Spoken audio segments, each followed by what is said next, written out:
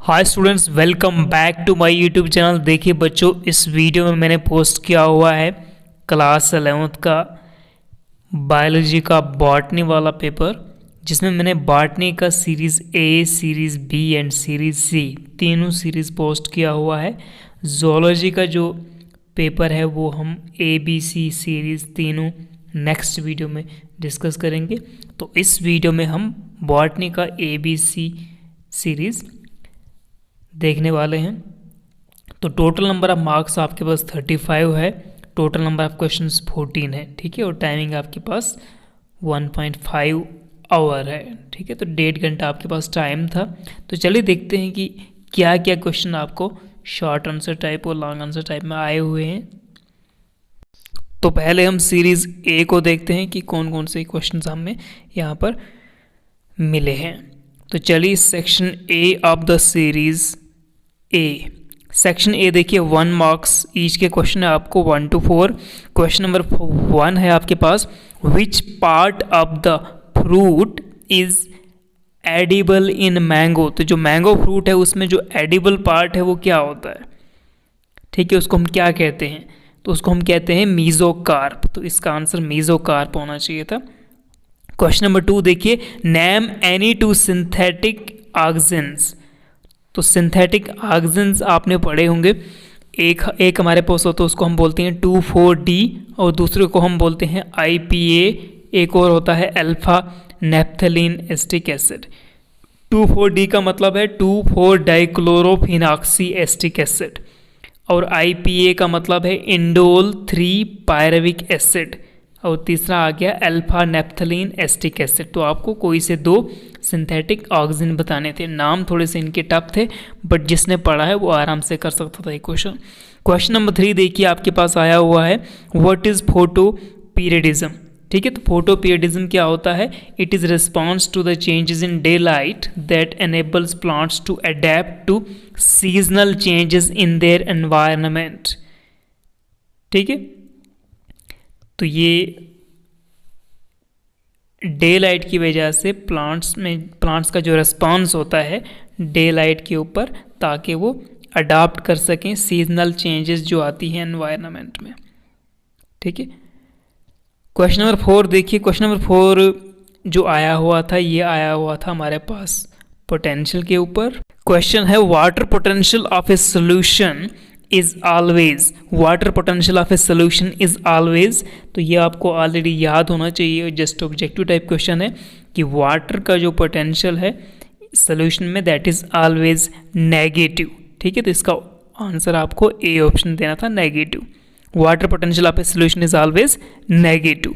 अब चलते हैं हम सेक्शन बी में। सेक्शन बी में आपके पास 2 मार्क्स की क्वेश्चन आए थे, क्वेश्चन नंबर 5, 6, 7 और देखते हैं 8 है कि नहीं आगे। तो क्वेश्चन नंबर 5 देखिए, what are porins, what role do they poses, do they play in diffusion. Porins क्या होते हैं और ये डिफ्यूजन में क्या रोल प्ले करते हैं, ठीक है। जस्ट 2 मार्क्स का क्वेश्चन था। तो पोरिन्स एक टाइप के प्रोटीन्स होते हैं जो सेल मेम्ब्रेन में पोर्स बनाते हैं, ठीक है, ताकि डिफ्यूजन हो सके, ठीक है। तो ये क्वेश्चन जिसने पढ़ा है वो आराम से कर सकता था। बहुत जस्ट आपको जस्ट पोरिन्स का डेफिनेशन देना था और इसका जस्ट एक रोल लिख देना था। क्वेश्चन नंबर 6 देखिए, differentiate between transpiration and guttation, ठीक है। तो ट्रांसपायरेशन और गटेशन के बीच में आपको डिफरेंस देना था। सो ट्रांसपायरेशन एंड गटेशन में आपको यहाँ पर डिफरेंस बताना था। ये भी 2 मार्क्स का था। क्वेश्चन नंबर 7 देखिए, डिस्क्राइब ब्रीफली हाइपाथोडियम इन्फ्लोरेसेंस, इन्फ्लोरेसेंस वाले टॉपिक से क्वेश्चन आया है। आर में आपको दिया गया था, डिफाइन द फॉलोइंग एस्टिवेशन और दूसरा था आपके पास प्लेसेंटेशन, ठीक है। आगे चलते हैं। तो नेक्स्ट देखिए, क्वेश्चन नंबर 8 जो है वो सेक्शन सी में है आपके पास। सेक्शन सी में आपके पास 3 मार्क्स वाला क्वेश्चन है। व्हाट इज ICBN, ICBN क्या है? What rules of nomenclature, were framed under binomial system of nomenclature. ठीक है, तो बाइनॉमियल सिस्टम ऑफ नॉमेनक्लेचर के आपको रूल्स बताने थे। ICBN क्या होता है, international system of binomial nomenclature, कुछ ऐसा है ये। तो क्वेश्चन नंबर 8, अगर ये नहीं आता आपको तो आप आर में कर सकते थे। Define taxonomic hierarchy, list the categories used in classification of organisms. ठीक है, तो टैक्सोनॉमी से क्वेश्चन आया हुआ है, टैक्सोनॉमिक हायरार्की, और आपको categories under which the classification of organism is done, वो आपको कैटेगरीज क्लासिफिकेशन करने के लिए बतानी थी।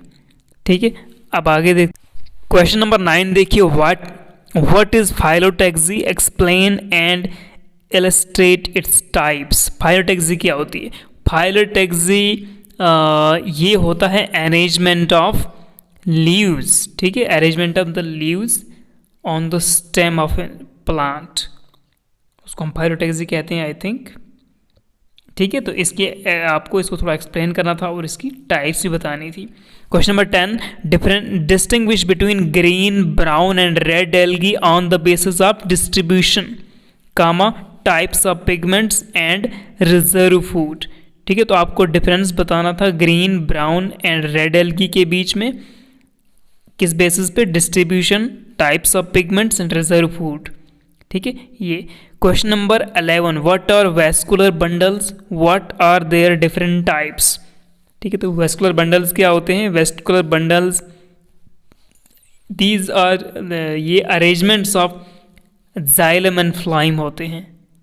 ठीक है, जो जाइलम और फ्लोएम के स्ट्रैंड्स होते हैं उनका अरेंजमेंट होता है वेस्कुलर बंडल। ठीक है, और ये ट्रांसपोर्ट ऑफ वाटर, मिनरल्स करते हैं प्लांट्स में, ठीक है, थ्रू वेस्कुलर टिश्यूज। ठीक है, जो टाइप्स हैं इसमें आपको collateral vascular bundle, bicollateral vascular bundle, concentric vascular bundle and radial vascular bundle. ठीक है, इतना सा आप बता देते, इतना बहुत था। Question number 12, define respiratory quotient, give one example each for its value, A part equal to unity, B part less than unity. तो रेस्पिरेटरी कोशेंट का आपको डेफिनेशन देना था और एग्जाम्पल बताना था कि रेस्पिरेटरी यूनिटी कब होता है और लेस देन यूनिटी किस केस में होता है। ठीक है, तो रेस्पिरेटरी कोशेंट क्या होता है? रेस्पिरेटरी कोशेंट होता है ratio of the carbon dioxide evolved to the oxygen O2 consumed by an organism, cell और टिश्यू।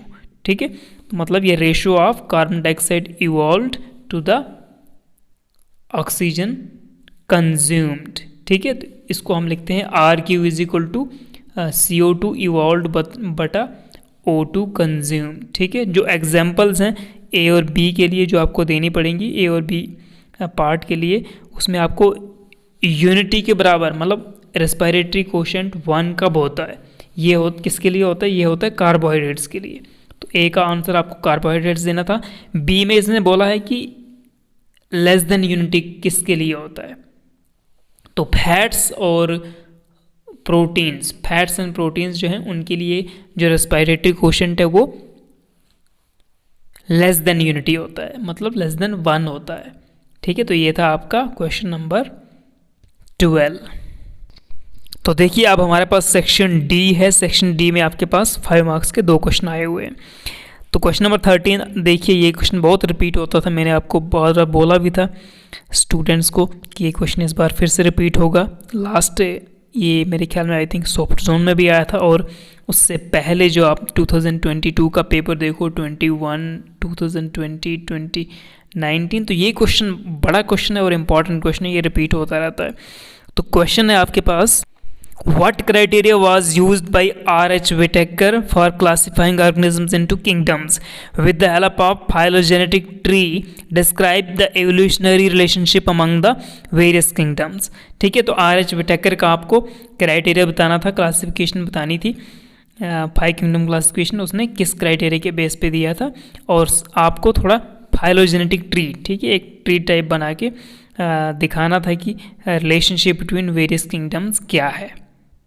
या अगर आपको ये नहीं आता था तो आर में आप कर सकते थे, what is a taxonomic aid, name any two taxonomic aid other than botanical garden add a note on the role of botanical garden as a taxonomic aid. ठीक है, तो ये क्वेश्चन भी बार बार रिपीट होता रहता है। क्वेश्चन नंबर 14 लास्ट क्वेश्चन है series A का। What is photophosphorylation? Describe non cyclic photophosphorylation in detail. तो फोटोफॉस्फोरिलेशन ये बड़ा क्वेश्चन आया हुआ है और नॉन साइक्लिक फोटोफॉस्फोरिलेशन को आपको एक्सप्लेन करना था।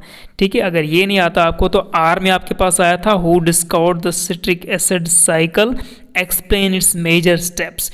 ठीक है, तो आपको सिट्रिक एसिड साइकिल, ठीक है, जिसको हम C3 साइकिल भी कहते हैं, वो आया हुआ है और इसको थोड़ा आपको एक्सप्लेन करना था और साथ में डायग्राम भी बनाते तो अच्छा रहता। तो that was your series A. इसके बाद हम जाएंगे सीरीज़ बी पे और सीरीज़ सी भी करेंगे। मैं आपको बता दूं कि जो छोटे क्वेश्चन यानी 1 मार्क और 2 मार्क्स वाले क्वेश्चन हैं वो सीरीज़ ए, बी और सी में डिफरेंट आते हैं और बाकी जो 3 मार्क्स वाले क्वेश्चन हैं और 5 मार्क्स वाले क्वेश्चन हैं वो ऑल सीरीज में सेम ही होंगे। ठीक है, वो सेम ही आते हैं।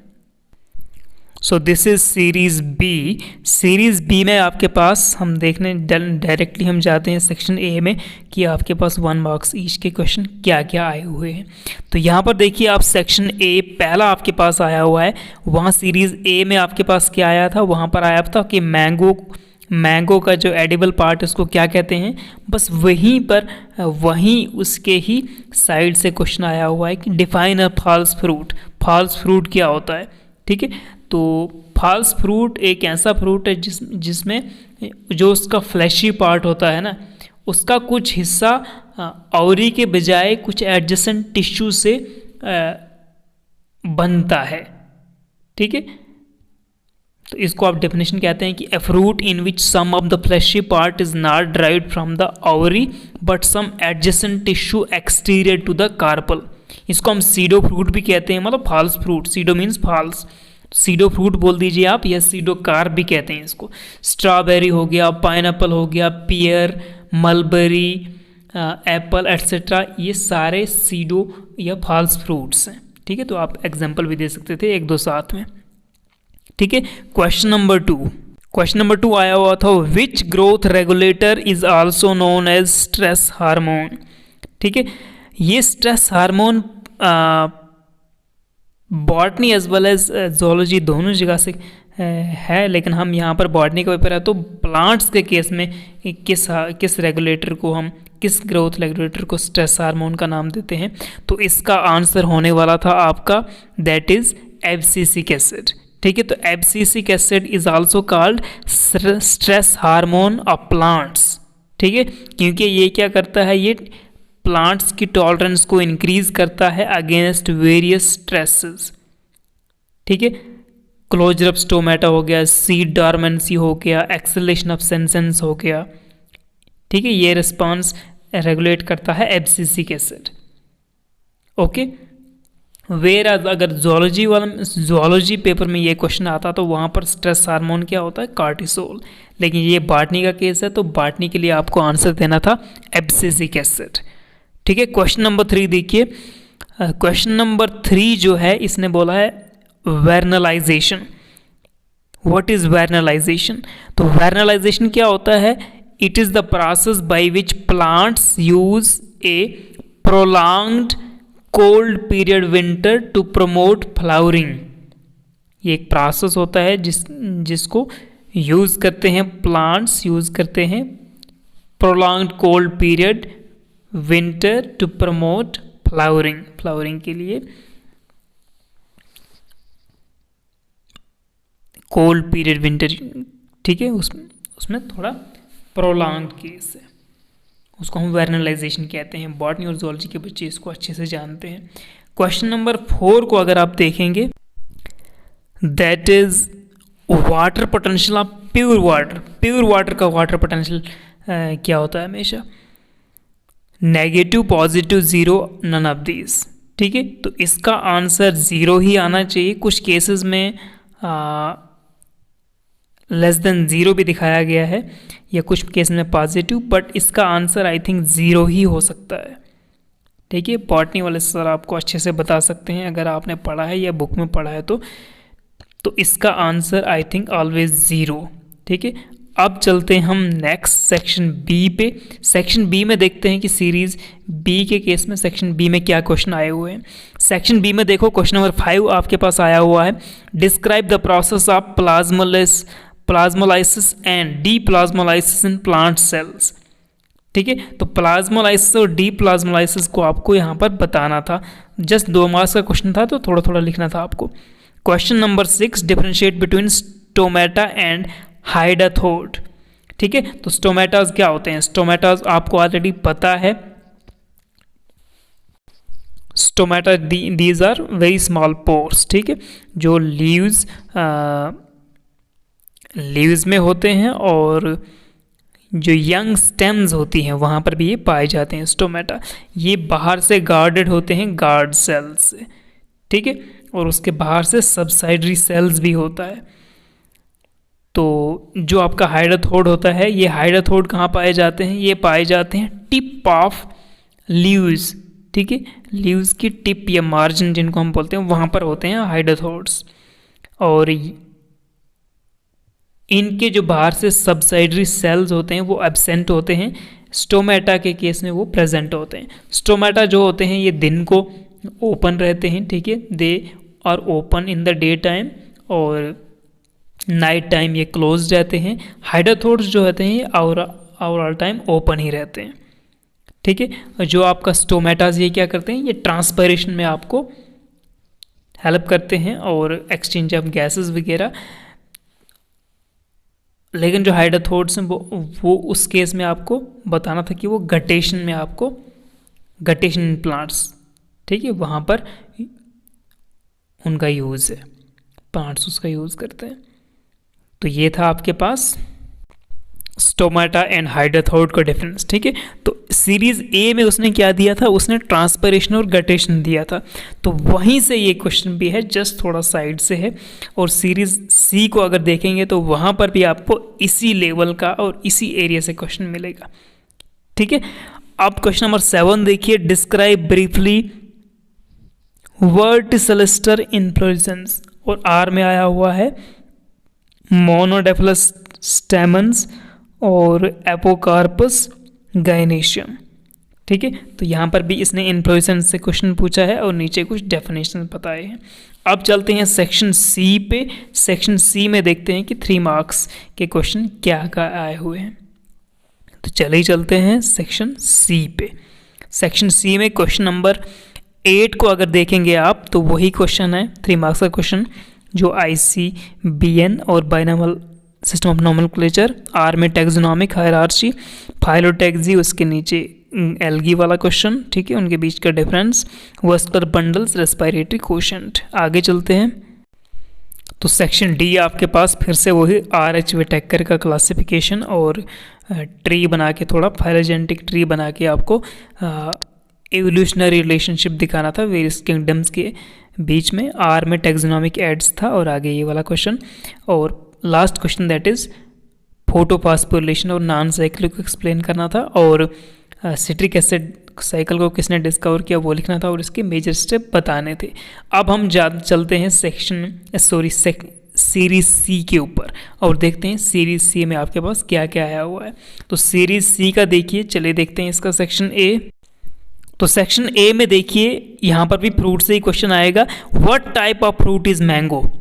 तो मैंगो किस टाइप का फ्रूट है? तो इसको हम कहते हैं, आपने पढ़ा होगा आई थिंक, ड्रूप कहते हैं, ड्रूप। ठीक है, ड्रूप, या अगर जो बॉटनी वाला है तो उसको ज़्यादा पता है, जिसने अच्छे से पढ़ा है कि हम क्या मैंगो कौन सा फ्रूट है, तो उसको आंसर देना था। कुछ लोगों ने यहाँ पर ड्रूप लिखा हुआ है। क्वेश्चन नंबर 2 देखिए, name 2 growth regulators responsible for senescence and abscission in plants in leaves, flowers and fruits. ठीक है, तो यहाँ पर जो आंसर है कहीं पर आपको मिलेगा इथाइलिन एंड एब्सिसिक एसिड, और कहीं पर इथाइलिन और ऑक्जेंस भी मिलता है। ठीक है, तो इथाइलिन और abscisic acid is I think the appropriate answer. Question number 3 देखते हैं। क्वेश्चन नंबर 3 आया हुआ था, व्हाट इज ग्रोथ कर्व? ठीक है, तो ग्रोथ कर्व में आप क्या दिखाते हो? ग्रोथ कर्व हम कह सकते हैं कि ये ग्राफिकल रिप्रेजेंटेशन होता है किसका? Total growth of an organism या total growth of a plant, जिसको हम प्लॉट करते हैं पार्टिकुलर टाइम इंटरवल के अगेंस्ट। ठीक है, तो total growth of an organism versus कोई पार्टिकल इंटरवल, टाइम इंटरवल के बीच में हम ग्राफ दिखाते हैं।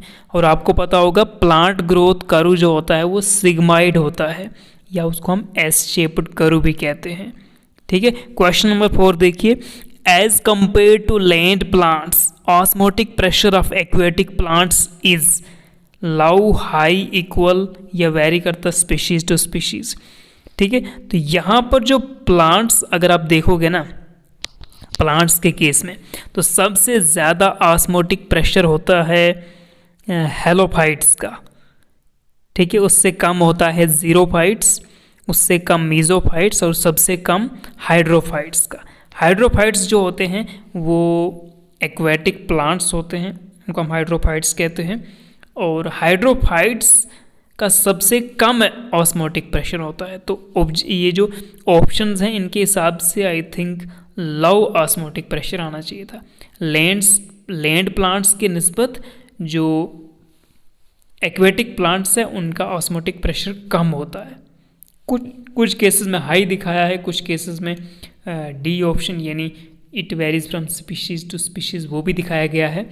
बट एज पर मी इसका आंसर लव हो सकता है।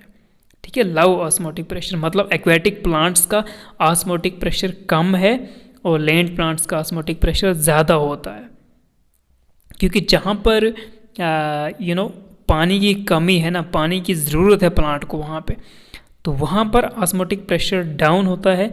जहाँ पर पानी की ज़रूरत नहीं है तो वहाँ पर ऑस्मोटिक प्रेशर ज़्यादा होता है। ठीक है, तो as per me answer love आना चाहिए था। अब हम चलते हैं सेक्शन बी पे। तो सेक्शन बी, इस सीरीज़ का सेक्शन बी में यानी क्वेश्चन नंबर 5 से आगे क्या क्वेश्चन आए हुए हैं।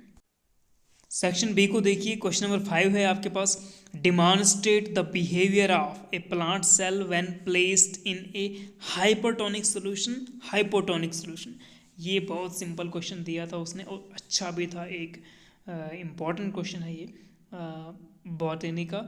हाइपोटोनिक सॉल्यूशन के केस में क्या होता है कि जो सेल है ना उससे पानी निकल जाएगा बाहर। ठीक है, वाटर लीव्स द सेल तो cell will shrink. Hypotonic solution के केस में क्या होता है, water enters the cell and cell swell हो जाएगा, स्वेलिंग हो जाएगा सेल का। तो जस्ट आपको एक एक लाइन्स का यहाँ पर आंसर देना था। क्वेश्चन नंबर 6 देखिए, what is apoplast pathway of water absorption. Apoplast pathway of water absorption यहाँ पर आपको बताना था। ठीक है, apoplastic pathway of water absorption, question number 6। तो इसमें क्या होता है, वाटर जो होता है it is transported from root hairs to xylem through the cell wall of other intervening cells। ठीक है, तो इसमें ट्रांसपोर्टेशन होता है वाटर का रूट हेयर से जाइलम के लिए। ठीक है, through the cell wall of the intervening cell. तो यही जस्ट आपको इसका डेफिनेशन बताना था एक किस्म का यहाँ पे। क्वेश्चन नंबर 7 देखिए, डिस्क्राइब ब्रीफली साइथियम इन्फ्लोरेसेंस। इसको क्या पढ़ते हैं, ठीक है, साइथियम इन्फ्लोरेसेंस। तो इन्फ्लोरेसेंस से तीनों जगह पे क्वेश्चन आया हुआ है, 2-2 नंबर का।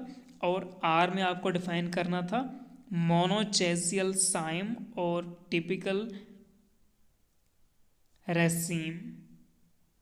ठीक है, तो ये इन्फ्लोरेसेंस वाले क्वेश्चन है। ठीक है, तो ये तीनों सीरीज में इसने 2-2 नंबर का दिया हुआ है। अब चलते हैं सेक्शन सी के ऊपर। सेक्शन सी के ऊपर या सेक्शन डी के में आपको क्वेश्चन सेम मिलेंगे। इसमें आपको फिर से वही जो आपका ICBN है और नॉमेनक्लेचर वाले रूल्स वही है। आर में टैक्सोनॉमिक हायरार्की है, फिर फाइलोटैक्सी है, उसको एक्सप्लेन करना था। ठीक है, इंसरेट भी करना था, एग्जांपल भी देना था साथ में। एल्गी वाला क्वेश्चन आया डिफरेंशिएशन का। वेस्टर बंडल्स, इनके टाइप्स, रेस्पिरेटरी कोशेंट और यूनिटी किसका होता है और लेस देन यूनिटी किसका होता है रेस्पिरेटरी कोशेंट। अब सेक्शन डी में फिर से आपके पास RH विटेकर क्लासिफिकेशन है और इसके आर में आपको टैक्सोनॉमिकल एड्स का क्वेश्चन और जो आपका लास्ट क्वेश्चन है that is question number 14 and that is photophosphorylation और आपको नॉन साइक्लिक फोटोफॉस्फोरिलेशन को डिस्कस करना था और इसके आर में आपको आया था सिट्रिक एसिड साइकिल और उसके आपको मेजर जो स्टेजेस हैं तो उनको discuss. Okay, so thank you so much for watching and kindly like share and subscribe my YouTube channel. Thank you.